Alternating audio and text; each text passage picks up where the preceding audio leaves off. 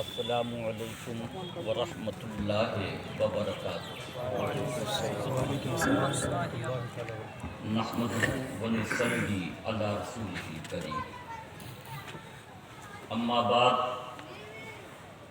اعوذ باللہ من الشیطان الرجیم، بسم اللہ الرحمن الرحیم۔ وَنَضَعُ الْمَوَازِينَ لِيَوْمِ الْقِسْطِ وَنَضَعُ الْمَوَازِينَ الْقِسْطَ لِيَوْمِ الْقِيَامَةِ صدق اللہ العظیم وبلغنا رسولہ النبی الامین الکریم ونحن علی ذلک لمن الشاہدین والشاکرین والآمنین والحمد للہ رب العالمین۔ اللہم صلی علی سیدنا و مولانا محمد مادر الجود والکرم وعلی آلہ و اصحابہ وبارک وسلم صلاۃ و سلام علیکہ یا رسول اللہ۔ اس وقت ہم لوگ جشن ختم بخاری شریف کے موقع پر حاضر ہیں، اور یہ انتہائی عظیم اور بابرکت موقع ہے۔ ختم بخاری شریف کو وہ اہمیت حاصل ہے کہ اس موقع پر اللہ کی رحمتوں کا خاص نزول ہوتا ہے۔ ختم بخاری شریف کے تعلق سے بزرگان دین، اولیاء کاملین، مفسرین و محدثین نے فرمایا کہ اس موقع پر جو دعا ہوتی ہے وہ دعائیں قبول ہوتی ہیں۔ دل میں جو آرزو لے کر کے آدمی بیٹھے خلوص کے ساتھ، تو اللہ تعالیٰ اس کی تمنائیں پوری فرما دیتا ہے۔ چونکہ حضرت امام بخاری علیہ رحمۃ و رضوان نے بخاری شریف لکھنے کے لیے جو اہتمام فرمایا وہ بہت ہی نایاب۔ ہر حدیث کے پہلے آپ تازہ غسل فرماتے تھے، 2 رکعت نماز نفل پڑھتے تھے، پھر مصطفیٰ جان عالم صلی اللہ تعالی علیہ وآلہ وسلم کی بارگاہ نور میں مراقبہ فرماتے، اور اس کے بعد حدیث شریف لکھتے تھے۔ تو بخاری شریف کو مصطفیٰ جان عالم کی رحمت سے اللہ رب العزت نے وہ مرتبہ عنایت فرمایا کہ قرآن عظیم کے بعد سب سے عظیم کتاب بخاری شریف تسلیم کی گئی۔ اور بخاری شریف کو جو اہمیت حاصل ہے، قرآن عظیم کے بعد کسی بھی کتاب کو بخاری شریف سے زیادہ اہمیت نہیں حاصل ہو سکی۔ مدارس میں جس اہتمام کے ساتھ صرف آپ کے بنگال میں، ہمارے بنگال میں نہیں، ہمارے ہندوستان میں نہیں، پوری دنیا میں جہاں جہاں مدارس قائم ہیں، دین کی تعلیم کا جہاں انتظام ہے، ہر جگہ بخاری شریف سب سے زیادہ اہمیت اور سب سے زیادہ اچھے انتظام اور سب سے زیادہ اہتمام کے ساتھ پڑھائی جاتی ہے۔ اور صرف بخاری شریف کو یہ شان حاصل ہے کہ اس کا ختم بخاری کا جشن ہر جگہ اہتمام کے ساتھ منایا جاتا ہے۔ حضرت امام بخاری علیہ رحمۃ و رضوان چونکہ بہت عظیم شخصیت کے مالک تھے، ان کے علم کا اندازہ کون لگائے گا؟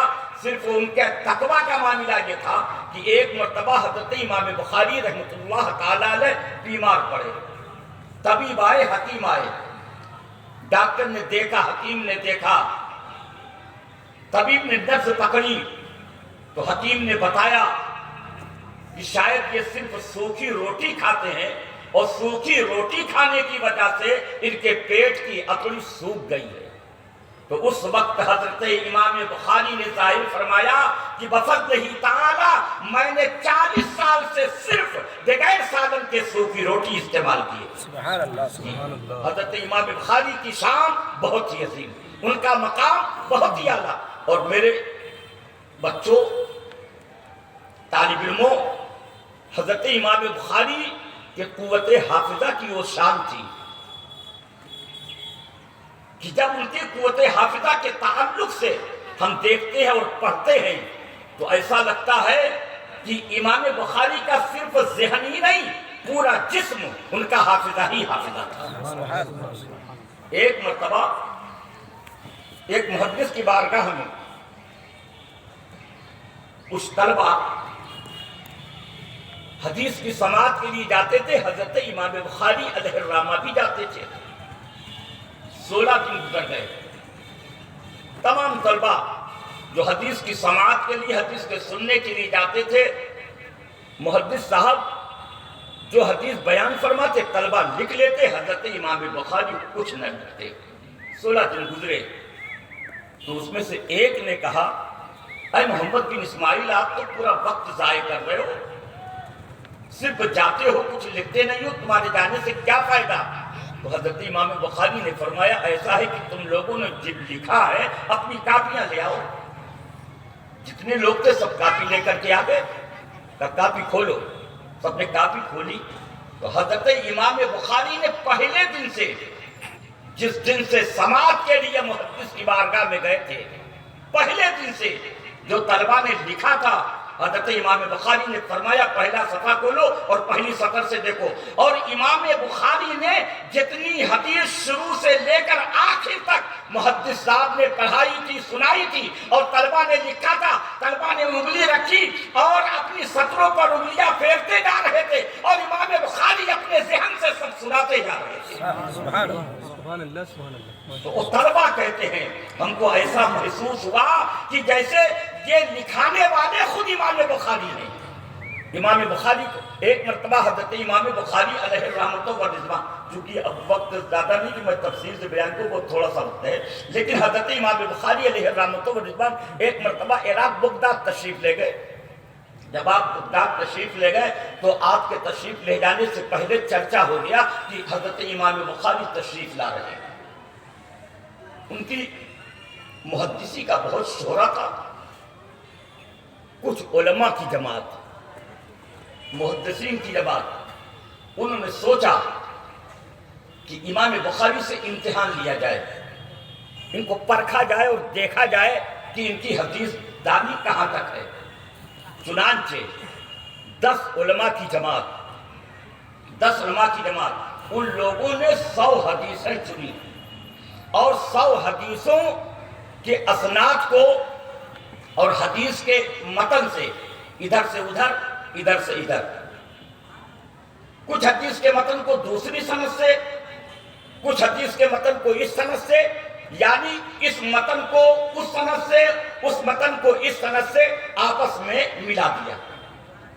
10 علماء 10 حدیث لے کر کے اور حدیث کے متن کو دوسری سندوں سے ملا کر کے امتحان لینے کے لیے امام بخاری کی بارگاہ میں حاضر ہو گئے۔ مجمع لگا ہوا تو عمرہ حاضر تھے، علماء حاضر تھے، عوام حاضر تھی، خواص حاضر تھی، مجمع تھا امام اعظم کی دستبوسی اور ان کی زیارت کے لیے۔ حضرت امام بخاری جب تشریف فرما ہوئے، جلوہ فرما ہوئے، تو وہ 10 عالم جنہوں نے حدیث اور متن کو ادھر سے ادھر ملا دیا تھا، ایک عالم کھڑے ہوئے، انہوں نے کہا میں ایک حدیث پڑھنا چاہتا ہوں۔ پڑھیے، حدیث پڑھیے۔ تو حدیث کا متن کچھ اور ہے اور اس کی اسناد کچھ اور ہے، دوسری سندوں سے پڑھا۔ امام بخاری سے فرمایا آپ کو معلوم ہے؟ حضرت امام بخاری نے سر ہلا دیا، نہیں مجھے نہیں معلوم، میں نہیں جانتا۔ دوسری حدیث اسی انداز سے خلط ملط پڑھی، فرمایا میں نہیں جانتا۔ تیسری پڑھی، چوتھی پڑھی، پانچویں پڑھی، 10 حدیث پڑھ ڈالی۔ عوام حیران تھے کہ ان کی اتنی شہرت، ان کے علم کا اتنا چرچا، ان کی حدیث دانی کا اتنا شہرت، اور یہ فرمان نہیں جانتا 10 حدیثوں میں سے سب کو بتا دی نہیں جانتے۔ لیکن جو علماء وہ حیران تھے حضرت امام بخاری کی حدیث دانی پر، وہ دیکھ رہے تھے کہ ان حدیثوں میں متن اور سند میں فرق ہے، اس کا متن اس سند سے، اس سند کا متن اس سند سے ملا دیا گیا ہے۔ ایک صاحب نے 10 حدیث پڑھ ڈالی، امام بخاری نے فرمایا میں نہیں جانتا۔ دوسرے عالم کھڑے ہوئے، انہوں نے بھی اسی انداز سے شروع کیا، امام بخاری سر ہلاتے ہوئے میں نہیں جانتا۔ تیسرے عالم کھڑے ہوئے اور انہیں اسی انداز سے پڑھنا شروع کیا، امام بخاری فرماتے رہے میں نہیں جانتا۔ 10 علماء میں حدیث کے سند کو ادھر سے ادھر ملا کر کے سنا ڈالا. حضرت امام بخاری یہی کہتے رہے میں نہیں جانتا.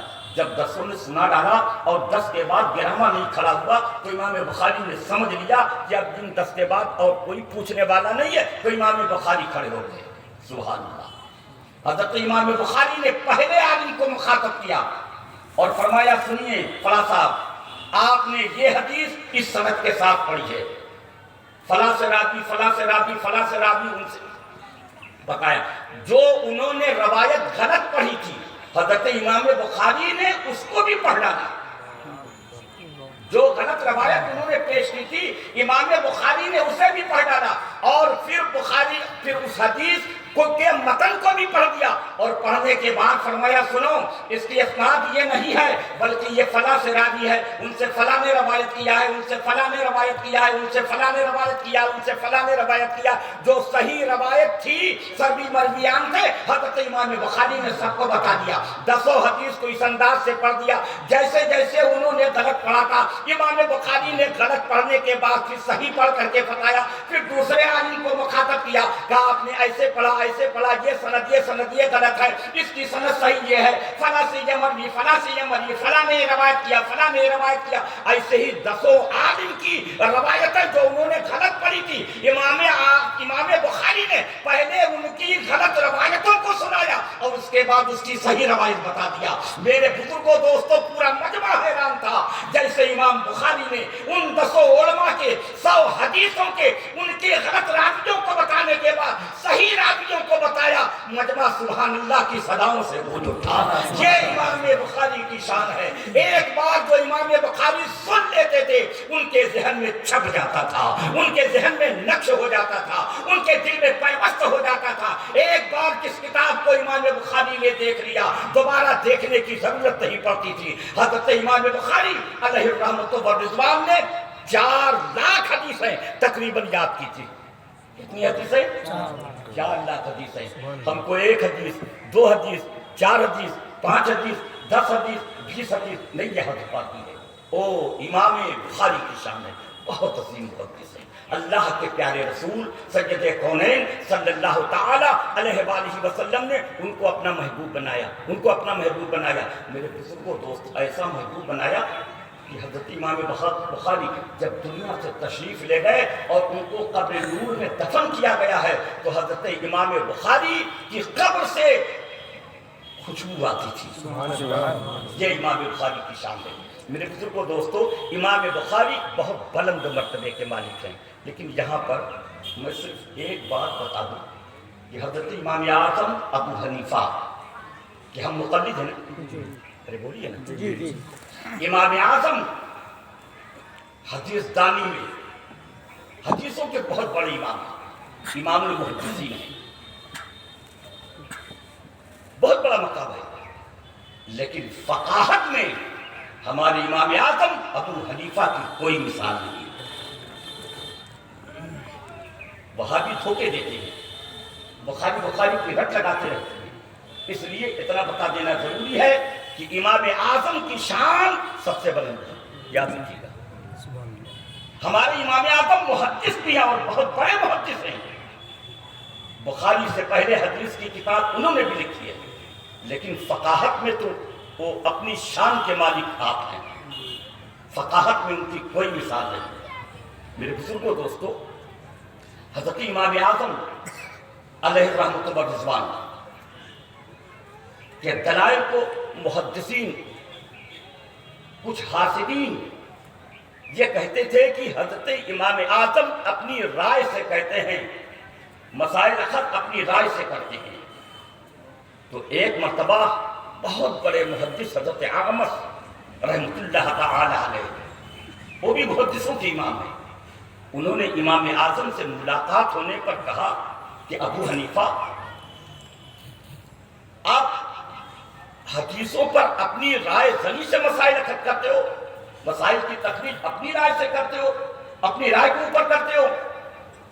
تو جب حضرت امام اعظم نے حدیثوں کے تعلق سے اور اپنے مسائل کی تخریج کے تعلق سے ان کو سنانا شروع کیا ہے تو حضرت سیدنا امام المحدثین حضرت عامر رضی اللہ تعالی عنہ نے برجستہ کہا یا معاشر الفقہاء انتم الاطباء ونحن الصیادلہ، اے فقہا کی جماعت آپ لوگ طبیب ہو اور ہم لوگ دوا بیچنے والے ہیں۔ سبحان اللہ۔ جیسے دوا کی دکان ہوتی ہے نا، میڈیکل ہوتا ہے نا، میڈیکل میں جو لوگ دوا دینے والے دوا بیچنے والے ہوتے ہیں ان کو نہیں معلوم ہوتا ہے کہ کون سی دوا کس کام کی ہے، معلوم ہوتا ہے جو بہت مشہور دوائیں ہیں وہ اکا دکا، ورنہ وہ نہیں جانتا ہے، اس کا کام ہے ڈاکٹر نے جو لکھ کر کے پرچہ بھیجا ہے اس پرچے کے مطابق دوا دے دیا۔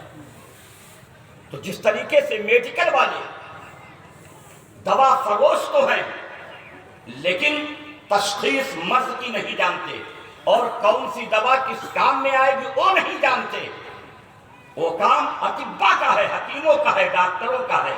ایسے ہی فقہا کی جماعت ہے، کون سی حدیث سے کون سا مسئلہ نکلے گا، کس حدیث سے کس مسئلے کی تخریج ہوئی ہے، یہ فقہا کی جماعت جانتی ہے۔ محدثین صرف یہ جانتے ہیں کہ فلاں حدیث کہاں سے ملے گی، سفر کیا، دور دور گئے۔ حضرت امام بخاری تو ہمیشہ سفر ہی میں رہتے رہے، کبھی بصرہ، کبھی عراق، ہمیشہ کبھی سمرقند، ہمیشہ سفر میں رہے۔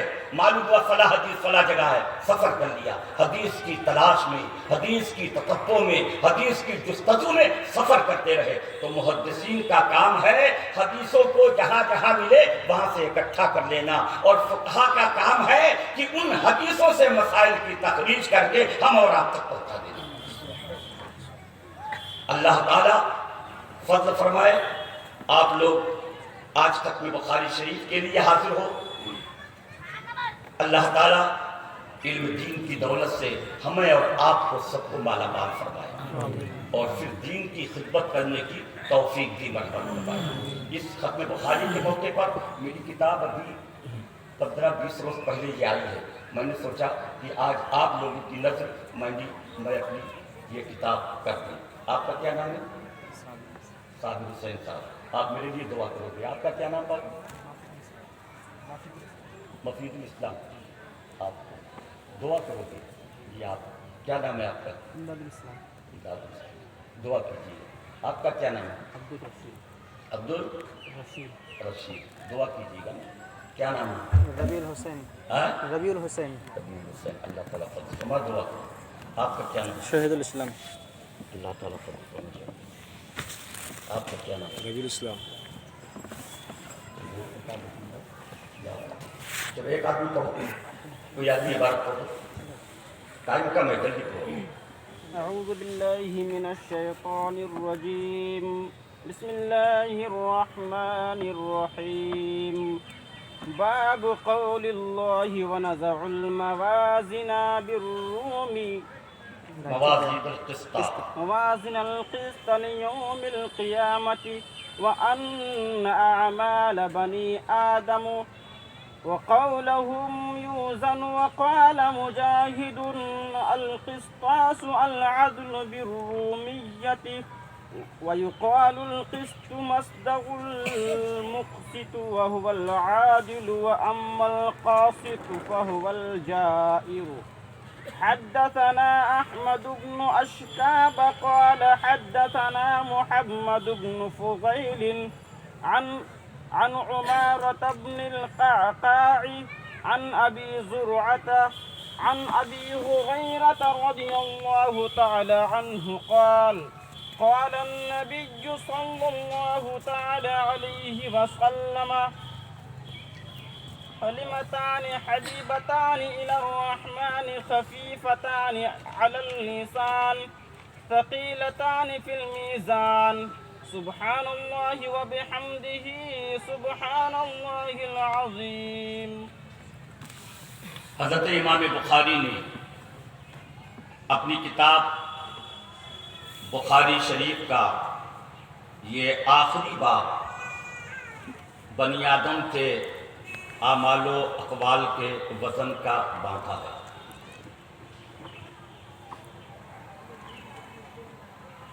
امام بخاری نے بخاری شریف کی ابتدا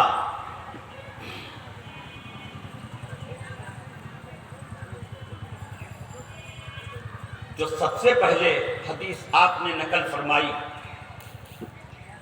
تو وہی سے کی، کیونکہ اس لیے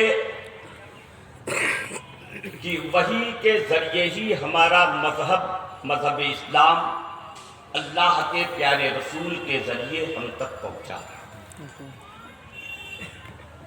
وہی کے ذریعے اللہ رب العزت نے حضور سید عالم صلی اللہ تعالی علیہ وآلہ وسلم پر اسلامی احکام نازل فرمائے، اور اللہ تعالی نے ہم لوگوں کو ایک خصوصی عقیدے پر، یعنی ایمان، مذہب اسلام کے تمام تعلقات کے متعلق ایمان پر ڈٹے رہنے کا حکم فرمایا۔ اللہ پر ایمان لانا اور رسول اللہ پر ایمان لانا اور دیگر جو اس کے لوازمات ہیں۔ اس کے بعد کچھ خصوصی احکام جس کے کرنے کا حکم اللہ تعالی نے وحی کے ذریعے ہم کو دیا، اور کچھ باتوں سے رکنے کے لیے اللہ رب العزت نے احکام نازل فرمایا۔ اب ہم اللہ رب العزت کے وحی کے جو حضور سید عالم صلی اللہ تعالی علیہ وآلہ وسلم پر وحی کے ذریعے احکام نازل ہوئے، ہم اس پر ایمان رکھتے ہیں، ہمارا اس پر ایمان۔ جن چیزوں کے کرنے کا حکم ہوا اور جن چیزوں سے رکنے کا حکم اللہ رب العزت نے ہم کو دیا، اب ہمارا حساب و کتاب ہوگا کہ ان احکام پر ہم کس قدر عمل پیرا ہوئے۔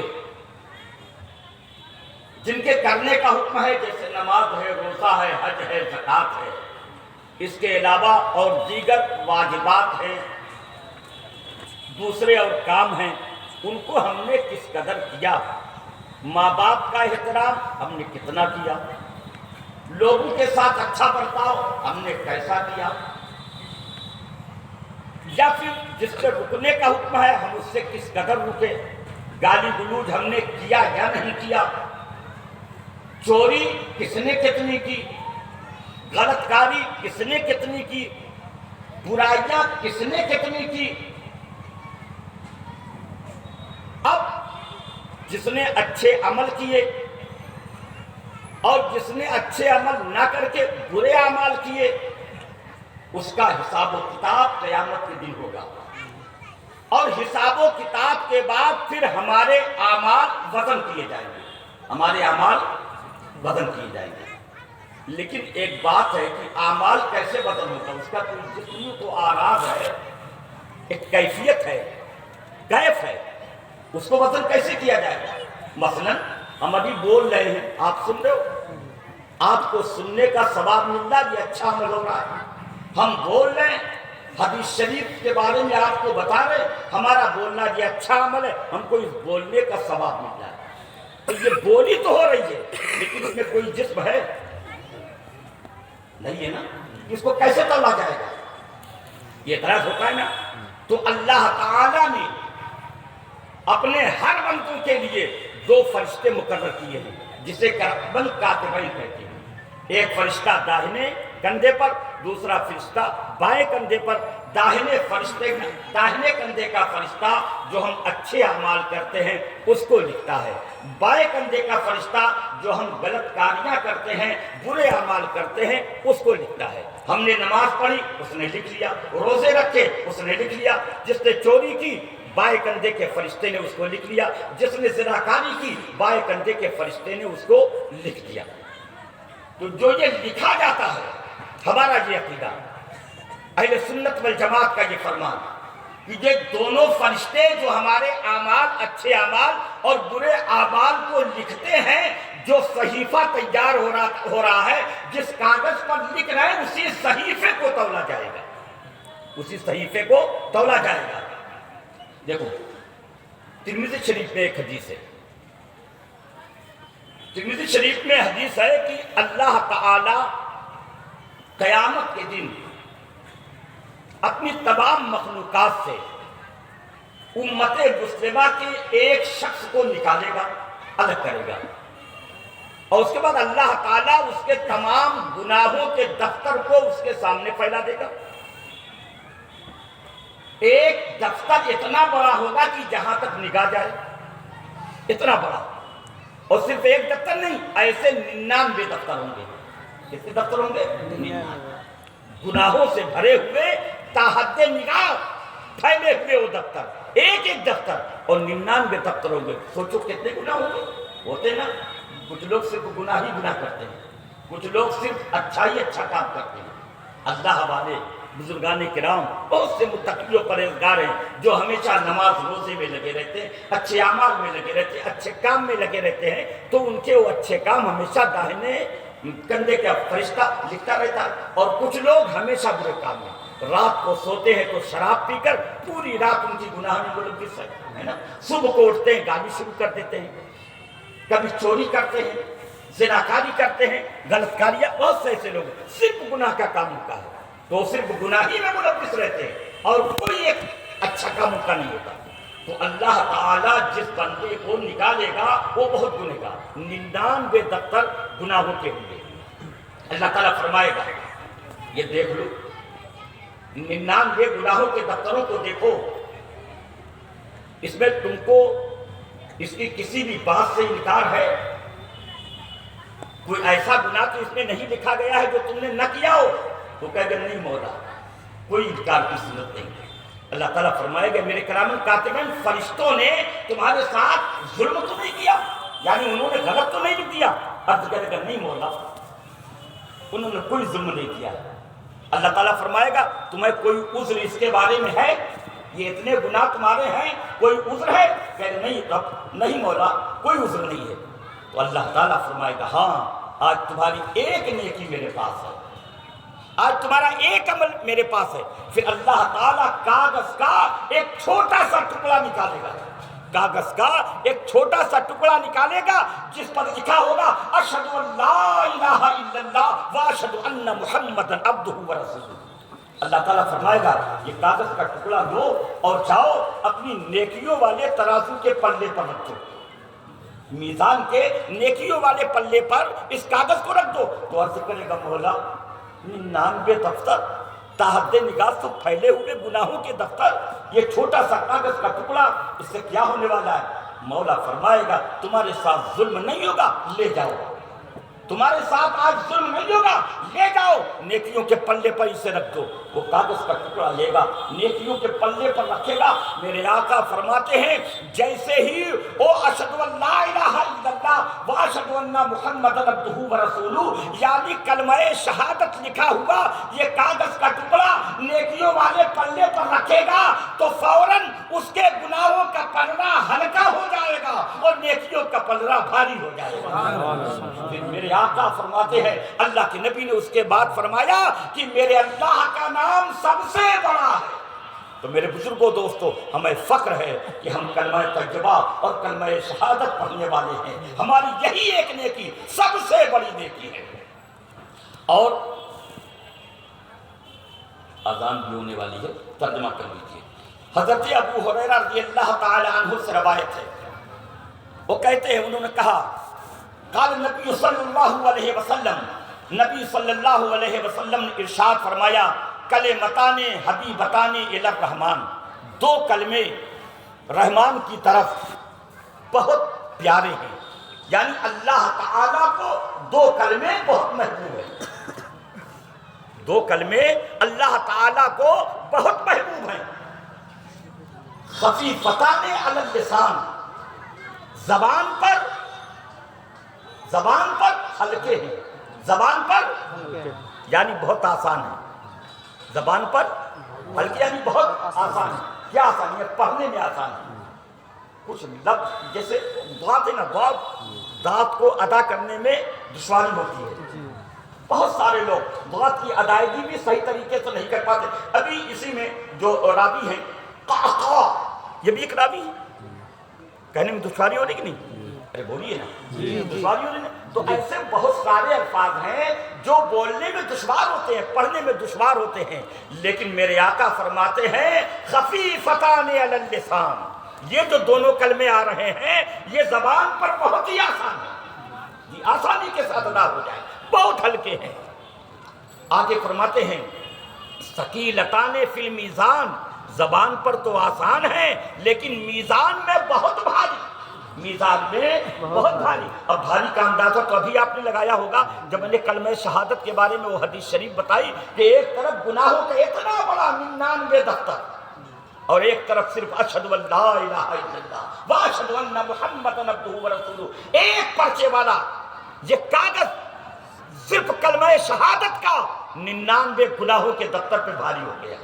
جی تو ابھی اس پر تو بہت ساری بحثیں ہو سکتی ہیں اور بہت سارے نکات بتائے جا سکتے ہیں، لیکن بس اذان ہونے ہی والی ہے۔ میرے بزرگوں دوستوں، بہرحال یہ دونوں کلمے جو آگے آ رہے ہیں اللہ رب العزت کو بے پناہ پیارے اور محبوب ہیں، زبان پر ادائیگی کے اعتبار سے بہت ہی آسان ہیں، اور میزان قیامت کے دن جو میزان اللہ تعالیٰ قائم فرمائے گا اس پر بہت بھاری ہے، اس پر بہت بھاری ہے۔ صرف میزان کے بارے میں بتاؤں گا آپ کو کہ میزان سنتے تو ہیں آپ کیسا ہوگا، ہے نا، کتنا بڑا ہوگا۔ تو روایت میں ہے کہ میزان کا ایک پلہ، ترازو میں 2 پلہ ہوتا ہے نا، 2 پلہ ہوتا ہے، ایک پلہ اتنا بڑا ہوگا کہ یہ 7 زمین اور 7 آسمان اس پر رکھ دیے جائیں تو سما جائیں پھر بھی جگہ باقی رہ جائے گی۔ سبحان اللہ۔ ایک مرتبہ حضرت داؤد علیہ السلام کو خواہش ہوئی کہ ذرا میزان کے بارے میں اللہ تعالیٰ سے پوچھوں کہ میزان کی کیفیت کیسی ہے، میزان کیسا ہے، کتنا بڑا ہے۔ تو اللہ تعالیٰ کی بارگاہ میں عرض کیا مولا میں میزان دیکھنا چاہتا ہوں، مجھے دکھا دے۔ تو اللہ تعالیٰ نے فضل فرمایا، انہیں میزان دکھا دیا۔ جب انہوں نے میزان دیکھا، میزان کی بڑائی کو جب دیکھا تو ان پر گشی طاری ہو گئی، بے ہوشی کی کیفیت طاری ہو گئی دیکھ کر کے۔ بہت دیر کے بعد جب افاقہ ہوا، صحیح طریقے سے جب ہوش میں آئے تو عرض کیا مولا یہ میزان کا پلہ اتنا بڑا ہے، یہ کون بھر سکے گا، اس کے بھرنے پر کون قادر ہے؟ تو اللہ تعالیٰ نے فرمایا اے میرے داؤد سنو، میں اپنے جس بندے سے راضی ہوں گا تو یہ میزان کا پلڑا اس کے ایک چھوارے کے صدقے سے بھر دوں گا۔ کس سے بھر دوں گا؟ ایک چھوارا بھی صدقہ کرے گا تو اس کو اتنا ثواب دے دوں گا کہ اسی سے بھر جائے گا۔ اور آگے فرمایا کہ ایک چھوارے کے صدقے سے بھر دوں گا یا صرف لا الہ الا اللہ کہنے سے بھر دوں گا۔ تو میزان اتنا بڑا ہے، لیکن اللہ تعالیٰ ہم سبوں پر فضل فرمائے اور ہم سبوں کو خلوص کے ساتھ اپنی بارگاہ میں نیکیاں کرنے کی، عمل کرنے کی توفیق عطا فرمائے۔ بہرحال وہ دونوں کلمے آپ دیکھ لیجئے، سبحان اللہ و بحمدہ سبحان اللہ العظیم۔ اللہ پاک ہے، اللہ پاک ہے، ان تمام چیزوں سے پاک ہے جو اللہ سے عظمت والا ہے۔ جب اللہ تعالیٰ تمام عیوب سے پاک، تمام نقائص سے پاک اور وہی حمد کے لائق ہے تو اس کی عظمت سے بڑھ کر کسی کی عظمت کیا ہو سکتی ہے؟ اللہ تعالیٰ سب سے عظیم ہے۔ یہ سبحان اللہ و بحمدہ سبحان اللہ العظیم، یہ فرشتوں کی تسبیح ہے، ان فرشتوں کی جو صبح صادق کے وقت آتے ہیں اور روزیہ بانٹتے ہیں، ان فرشتوں کی یہ تسبیح ہے۔ میرے شیخ، میرے مرشد حضور سیدنا شارح بخاری فقیہ اعظم علیہ الرحمۃ والرضوان سے میں نے سنا کہ جو یہ سبحان اللہ و بحمدہ سبحان اللہ العظیم صبح صادق کے وقت پڑھ لیا کرے تو اللہ تعالیٰ اس کی روزی میں اضافہ فرما دیتا ہے، اللہ تعالیٰ اس کا رزق کشادہ کر دیتا ہے۔